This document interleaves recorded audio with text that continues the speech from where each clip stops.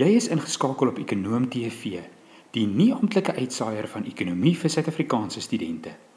In vandag se episode kyk ons na hoofstuk 8 en vraag en aanbod in aksie. Hierdie is deel 1 van 4. In hoofstuk 8 bou ons voort op dit wat ons in hoofstuk 7 geleer het oor vraag en aanbod. Hier gaan dit spesifiek oor die interaksie van vraag en aanbod en die invloed wat dit op die ewewigsprys en ewewigshoeveelheid het. Ons begin met 'n toename in vraag. Die figuur hier aan die regterkant wys 'n toename in die vraag en die hele vraagkromme verskuif na regs. Die aanbod bly onveranderd. Die eindresultaat van hierdie skuif is 'n toename in die ewewigsprys en ook 'n toename in die ewewigshoeveelheid na 'n nuwe ewewig hier by die punt E1. 'n Afname in die vraag of wanneer daar minder gevra word teen elke prys word aangedui deur 'n linkswaartse verskywing van die vraagkromme. Die vraagkromme as 'n geheel skuif na links en die eindresultaat daarvan is 'n nuwe ewewig by E2. Die ewewigsprys is nou laer af na P2 toe en die ewewigshoeveelheid wat verhandel word is ook minder af na Q2. Soos ons in hoofstuk 7 geleer het, is daar 'n aantal faktore wat die vraagkromme as 'n geheel beïnvloed en wat daartoe kan lei dat die vraag as 'n geheel toeneem of dat daar minder gevra word teen elke prys en die vraag as 'n geheel neem af. Hierdie tabel gee 'n kort opsomming van die verskillende invloede en die impak wat dit sal hê op die ewewigsprys.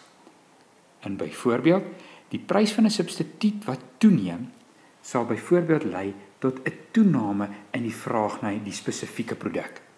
Dit is nou daardie geval waar die prys van botter styg, wat dan lei tot 'n toename in die vraag na margarine.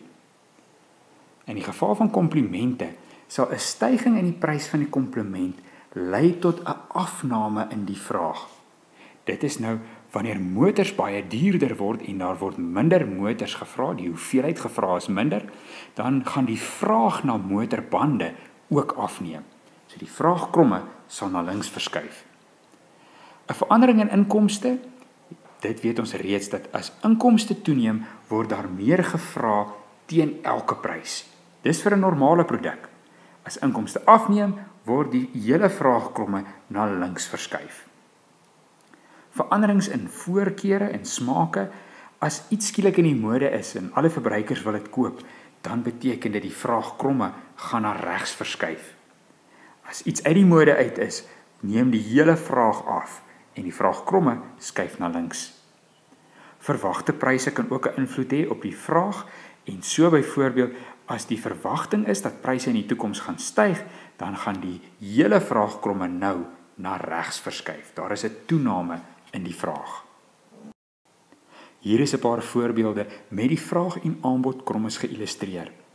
As daar 'n toename is in inkomste en dit is 'n normale produk, dan verskuif die vraagkromme na regs. Daar word meer gevra teen elke prys, die ewewigsprys neem toe en die ewewigshoeveelheid neem toe. In die geval van 'n minderwaardige produk, verbruik mense minder van die produk wanneer hulle inkomste toeneem. Dit is nou daardie blikkies bone wat jy nou nie meer gaan eet wanneer jou inkomste toeneem nie, die hele vraagkromme skuif na links. Ons het in die klas ook die voorbeeld gehad van 1 laag toiletpapier. Jy koop minder daarvan teen elke prys wanneer jou inkomste toeneem.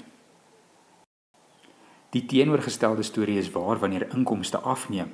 In die geval van 'n normale produk sal 'n vermindering in inkomste lei tot 'n linkswaartse verskywing van die vraagkromme. Die vraag as 'n geheel gaan afneem as jou inkomste minder is. In die geval van 'n minderwaardige produk gaan jy juis meer van die minderwaardige produk verbruik wanneer jou inkomste afneem. Dit is nou wanneer jy oorskakel van filletsteak na beesblokkies of blikkies tuna toe wanneer jou inkomste laer is. Wat gebeur met die vraag en die aanbod en die ewewigsprys en hoeveelheid wanneer mens kyk na die pryse van substituut en komplementprodukte? In die geval van die substituutproduk, soos hier aan die linkerkant aangetoon, as die prys van die substituut styg, dan neem die vraag na hierdie spesifieke ander produk toe. Dit is nou jou botter en margarine voorbeeld. As botter skielik duurder word, dan word daar meer margarine gevra teen elke prys. Die vraagkromme skuif na regs, die ewewigsprys neem toe, die ewewigshoeveelheid neem toe. Komplimente is die motors en motorbande. Wanneer die prys van die kompliment, kom ons sê, die motor skielik styg, dan neem die vraag na motorbande af. Die hele vraagkromme skuif na regs. Die teenoorgestelde storie is waar wanneer die prys van die substituut en kompliment afneem. As mens dink aan pizza en hamburgers, as pizza skielik goedkoop word, gaan die vraag na hamburgers afneem, want jy gaan nou elke eet 'n pizza eet en nie meer hamburgers nie. Die eindresultaat is 'n afname in die ewewigsprys en ook 'n afname in die ewewigshoeveelheid. Aan die komplimente kant kan mens dink aan iets anders wat saam verbruik word. As die prys van die kompliment sou afneem, koffie is skielik baie goedkoop by die jonge akker, dan gaan die vraag na koek na regs verskuif, want koffie en koek gaan saam, en teen die laer prys is dit die moeite werd om meer van die koek ook te bestel. Het ons die uitkomste bereik vir hierdie eerste gedeelte van hoofstuk 8? Die belangrike ding is dat jy moet verskywings in die vraagkromme kan verduidelik aan die hand van die interaksie wat dit met die aanbodkromme het, en die impak wat dit het op die ewewigsprys en die ewewigshoeveelheid. Jy moet dit grafies met behulp van 'n grafiek kan voorstel. Vir meer inligting kyk gerus na hoofstuk 8 van Moor en Fourie. Daar is bykomende inligting beskikbaar op eFoondie.